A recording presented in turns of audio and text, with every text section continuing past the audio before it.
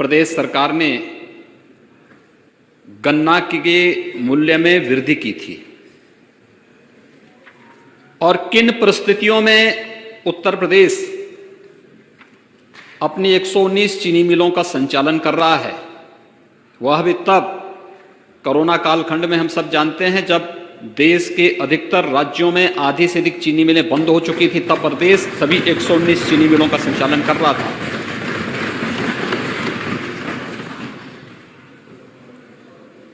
अगर 2004 से लेकर के 2017 के बीच में गन्ना मूल्य के पूरे भुगतान को जोड़ लिया जाए, महोदय 13 से 14 वर्ष का गन्ना मूल्य का भुगतान जितना नहीं हुआ उतना पिछले 3.5 वर्ष के अंदर हमारी सरकार ने गन्ना किसानों के खातों में सीधे भेजने का कार्य किया है।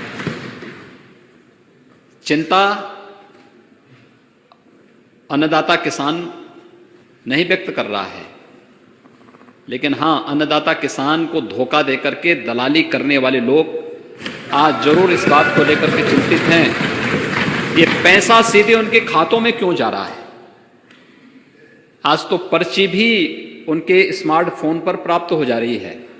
तो ये जो दोषी दलाली का जरिया था वो भी समाप्त हुआ, इसलिए उनकी चिंता ज्यादा उसमें दिखती है। इसके पीछे सद्भावना नहीं, दुर्भावना ज्यादा है।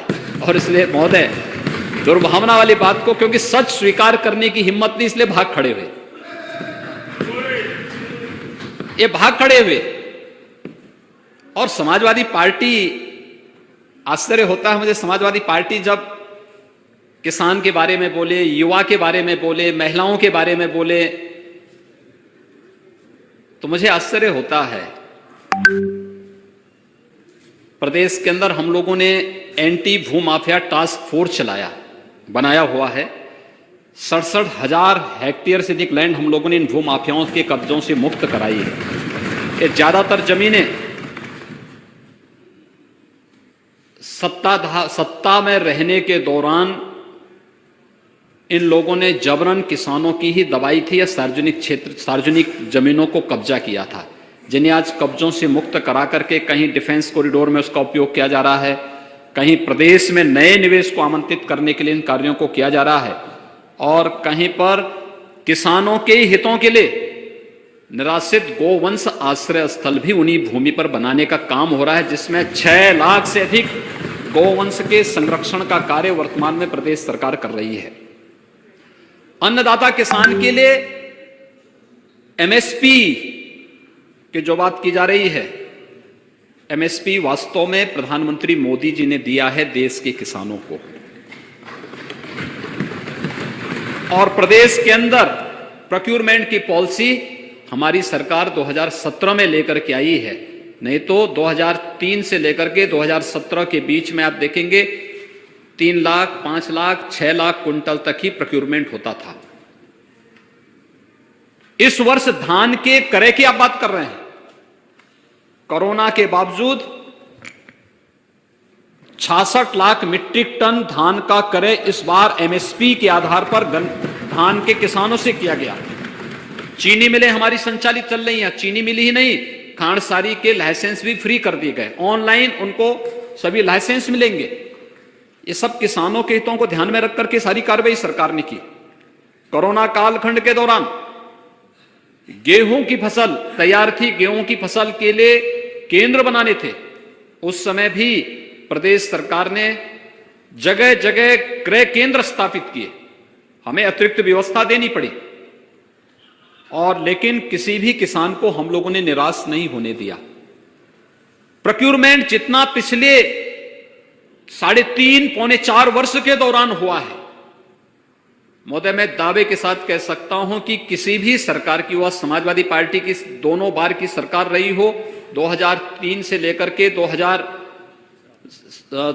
2017 के बीच में, और बहुजन समाज पार्टी की सरकार रही हो, ये सभी अपने समय के कार्यकाल को देखें और फिर तुलना करेंगे इन 3.5 वर्षों के कार्यकाल के दौरान, तो इनके 5 वर्ष के कार्यकाल पर 3 वर्ष का कार्यकाल कई बार हावी होता हुआ दिखाई देता है, भारी पड़ता है।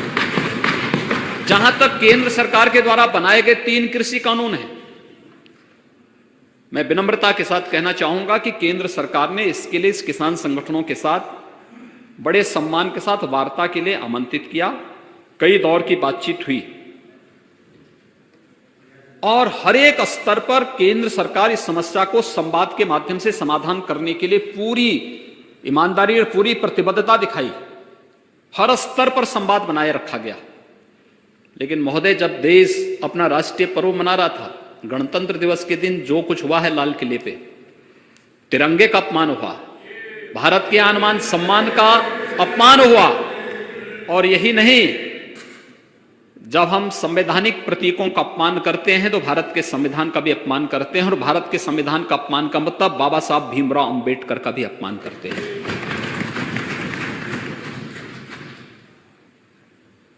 कौन वे लोग हैं जो इस आंदोलन की आड़ में आकर के भारत की छवि को देश के अंदर भी और दुनिया के अंदर भी खराब करने का प्रयास कर रहे हैं? क्या ये साजिश नहीं? जब भारत दुनिया के अंदर अपनी एक धमक के साथ आगे बढ़ रहा है, दुनिया के अंदर भारत एकमात्र देश है जो जिसने दो कोरोना के वैक्सीन बनाए हैं, लॉन्च किए हैं, न केवल अपने देशवासियों को दे रहा है बल्कि दुनिया के अपने मित्र देशों को भी पहुंचाने का कार्य कर रहा है। वह दिन आप भूले नहीं होंगे जब भारत की वैक्सीन ब्राजील में जाती है तो ब्राजील के राष्ट्रपति जी ने संजीवनी बूटी से उसकी तुलना की कि जैसे हनुमान जी संजीवनी बूटी लेकर के आए थे लक्ष्मण जी का प्राण बचाने के लिए, ऐसे ही ये कोरोना वैक्सीन जो भारत ने विकसित की है, ये हमारे देशवासियों के लिए संजीवनी बूटी का कार्य करेगी। जब ये देश और यानी दुनिया के अंदर अपनी इस धमक को बना रहा है, जब दुनिया के अंदर भारत की एक नई पहचान बन रही है, और जब दुनिया का सबसे ज्यादा निवेश भारत के अंदर आ रहा है और सबसे अच्छे निवेश के गंतव्य के रूप में भारत एक नई धमक के साथ दुनिया के अंदर जा रहा है, दुनिया में अपनी एक नई पहचान बना रहा है, तब भारत की छवि को धूमिल करने के लिए कुत्सित प्रयास किस रूप में हो रहे हैं, ये किसी से छुपा हुआ नहीं है। ये घड़ियाली आंसू बहा देने से किसानों की समस्या का समाधान नहीं होने वाला है।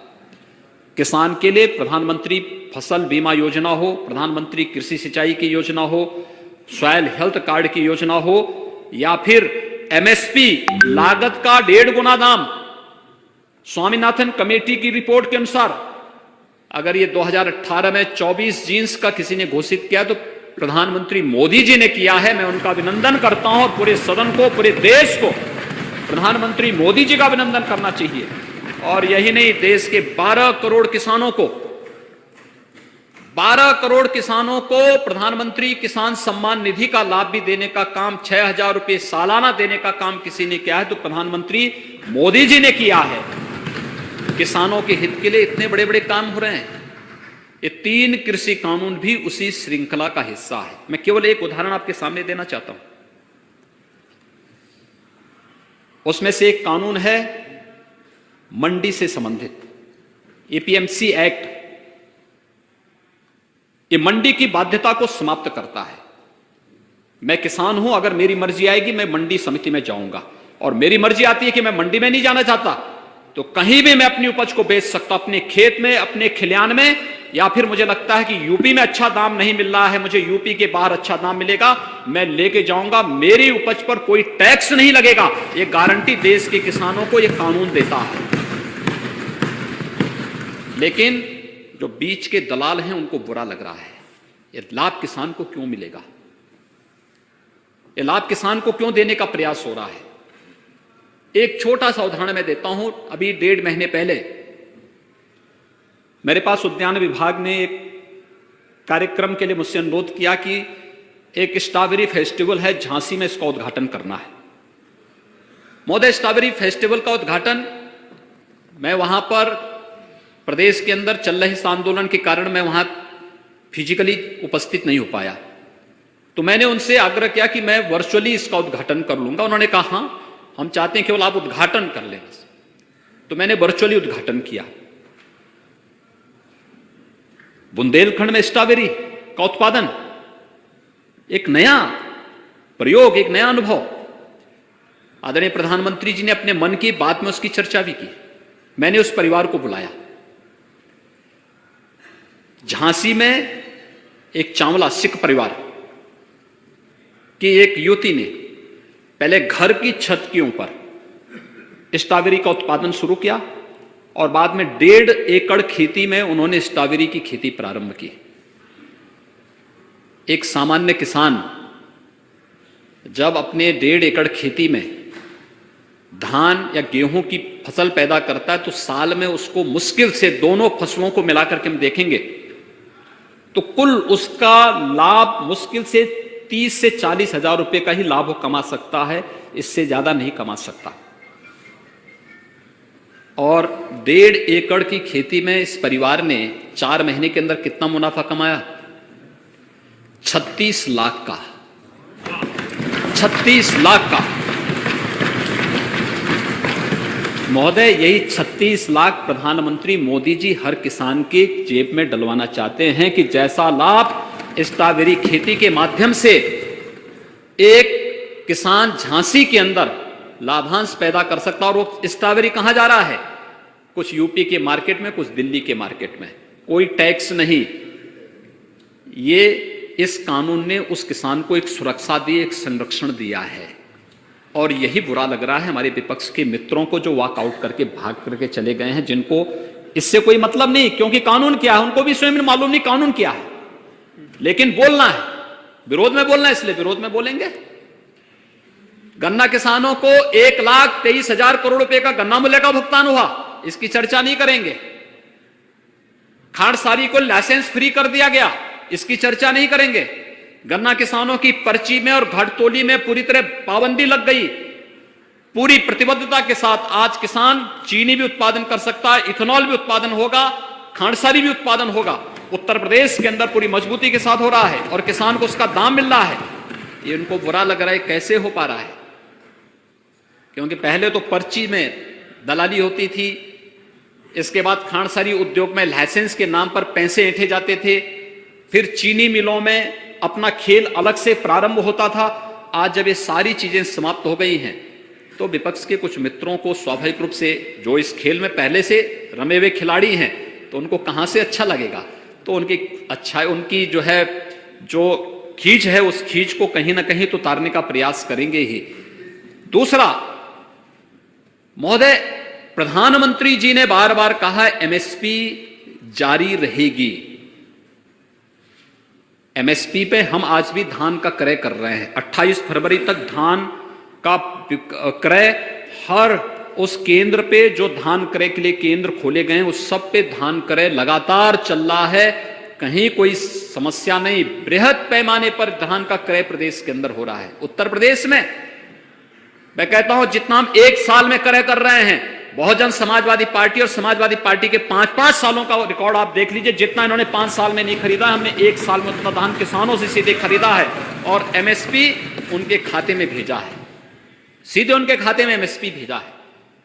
तो एमएसपी का लाभ किसान को देने की गारंटी भी प्रधानमंत्री जी बार बार दे रहे हैं कि एमएसपी जारी रहेगी, किसान पे निर्भर करेगा। अगर एमएसपी से ज्यादा दाम किसान को मार्केट के बाहर अगर मिलता है तो किसान को स्वतंत्रता क्यों नहीं मिलनी चाहिए कि किसान अपनी उपज को सीधे बेचे और उसका मुनाफा कमाए। तीसरा, कॉन्ट्रैक्ट फार्मिंग की जो बात है, ये कॉन्ट्रैक्ट फार्मिंग ये म्यूचुअल अंडरस्टैंडिंग होती है और उसमें किसान के पक्ष में वह म्यूचुअल अंडरस्टैंडिंग होना है, किसी ऐसे व्यक्ति के पक्ष में नहीं। और इसके लिए तो अब एफपीओज बनाने की दिशा में भी प्रयास प्रारंभ हुए हैं। देश के अंदर 1,000 नए एफपीओज गठन, 10,000 नए एफपीओज गठन के लिए भारत सरकार सहयोग कर रही है। प्रदेश के अंदर हमने इस प्रक्रिया को आगे बढ़ाना प्रारंभ किया है। हर विकास खंड में एक किसान उत्पादक संगठन बना करके किसान को अधिक से अधिक मुनाफा देने की कार्रवाई प्रारंभ हो रही है। एफपीओज का मतलब या कॉन्ट्रैक्ट फार्मिंग का मतलब यह है कि सभी लोग एक साथ, अब आप देखेंगे पश्चिम में बड़ी जोत के किसान है, लेकिन अगर आप पूरब में जाएंगे तो पूरब में छोटी जोत के किसान हैं। सभी लोग छोटी छोटी खेती का काम करते हैं। अगर इसी में कुछ किसान खेती के साथ जुड़े हैं, कुछ फूड प्रोसेसिंग के साथ जुड़ जाएं, कुछ लोग किसी अन्य उसके साथ इथेनॉल के साथ जुड़ जाएं, कुछ लोग बायोफ्यूल के साथ जुड़ जाएं, और उसी एक खेती को व्यवस्थित रूप से संचालित करके आगे बढ़ा दिया जाए, मैकेनाइज खेती उसमें प्रारंभ कर दी जाए।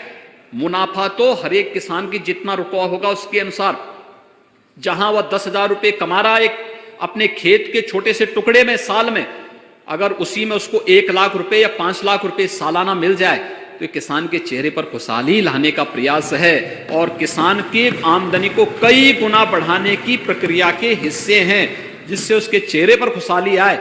और अन्नदाता किसानों के हित के लिए बनाए गए कानून को देश के सभी प्रगतिशील किसानों ने उसका सम्मान किया है, स्वागत किया है। लेकिन उसकी आड़ में देश में अराजकता पैदा करने का प्रयास कुत्सित निहित तत्वों के द्वारा करने का जो प्रयास हो रहा है, ये मुझे लगता है कि स्वीकार्य नहीं होना चाहिए और कोई भी स्वाभिमानी समाज इसको स्वीकार नहीं कर सकता है। हमें तथ्यों पर बात करनी चाहिए, तर्कपूर्ण तरीके से अपनी बात को रखनी चाहिए, गुमराह करके नहीं, अराजकता पैदा करके नहीं, तोड़फोड़ करके नहीं, भारत के संवैधानिक प्रतीकों का अपमान करके नहीं, और कॉमन मैन के आवागमन को, सामान्य जन के आवागमन को बाधित करके ये सब कार्य नहीं हो सकते हैं। हमें समस्या का समाधान, अगर कहीं कोई कंफ्यूजन है, समाधान संवाद से होगा। लोकतंत्र संवाद की सबसे बड़ी ताकत है। ये लोकतंत्र की ताकत है संवाद। इसमें सहमति असहमति होगी, लेकिन सहमति और सहमति असहमति के बीच में समन्वय स्थापित करना, यही तो लोकतंत्र का काम है। और बार बार इस चीज के लिए केंद्र सरकार कह रही है। आदरणीय प्रधानमंत्री जी ने इस बात को भी कहा कि भाई तो विकल्प है, इस विकल्प पे आप विचार करिए।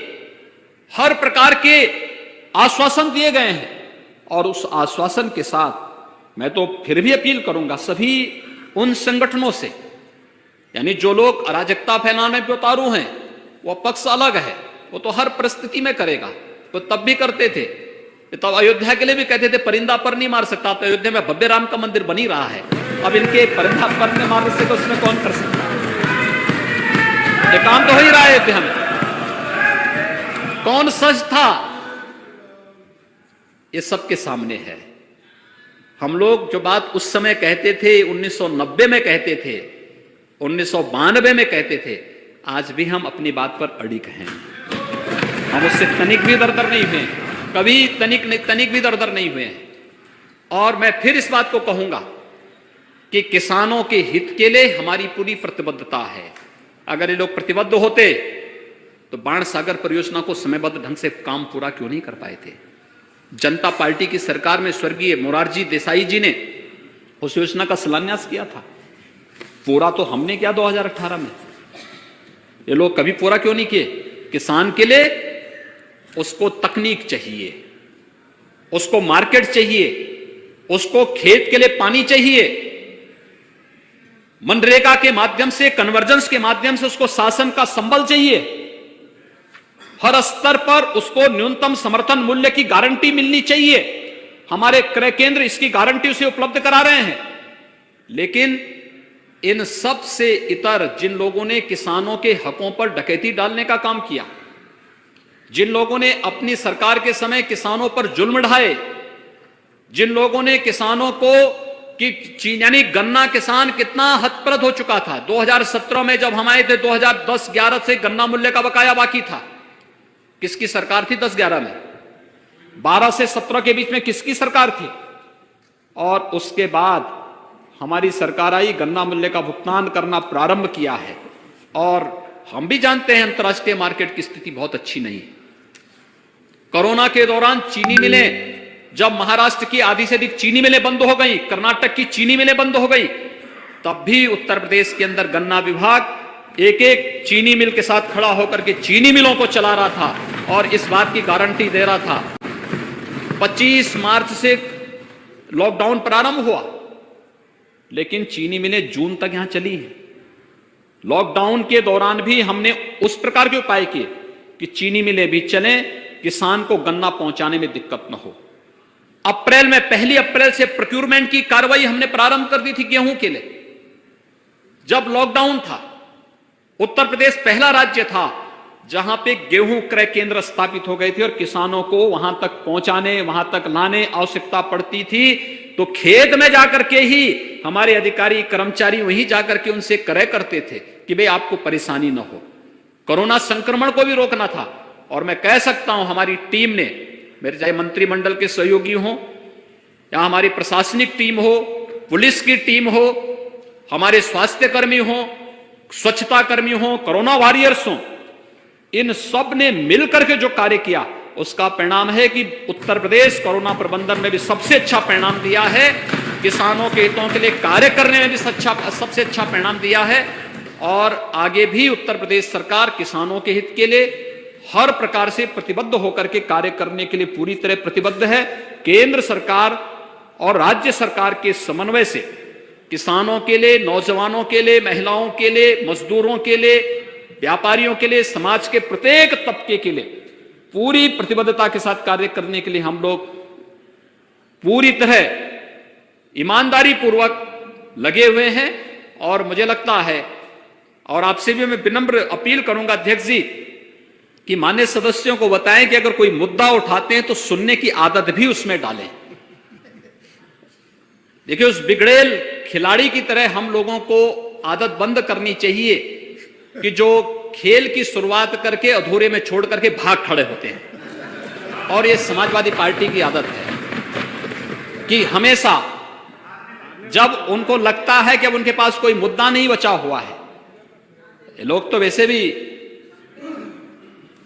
इस फील्ड के बहुत वैसे खिलाड़ी हैं जिन लोगों ने प्रदेश के किसानों का कितनी क्षति की है, कितनी पुण्य क्षति की। किसी ने चीनी मिलें बेच दी, किसी ने जो है किसानों को, यानी प्रोक्योरमेंट तो सेंटर कभी चलाया ही नहीं।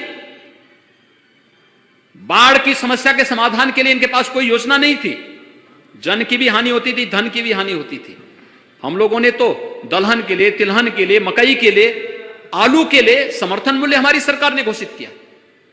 आज हर किसान खुशहाल है, अच्छी दिशा में आगे बढ़ रहा है। परेशानी किसानों को नहीं, विपक्ष के उन मित्रों को है जिनकी दलाली का पैसा अब किसान के खाते में सीधे जा रहा है, उनको जरूर परेशानी है।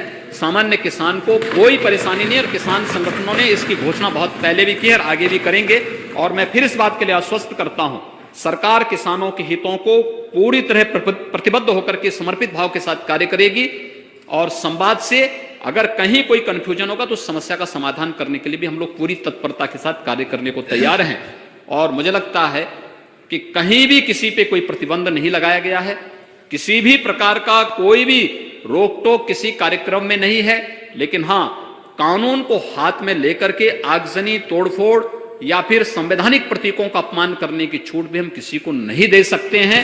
प्रदेश की 24 करोड़ जनता की सुरक्षा हमारी जिम्मेदारी है और उस 24 करोड़ जनता की सुरक्षा के साथ किसी को भी खिलवाड़ करने की छूट सरकार नहीं देगी। मुझे यही आपसे कहना, यही आपसे विनम्र प्रार्थना करनी थी।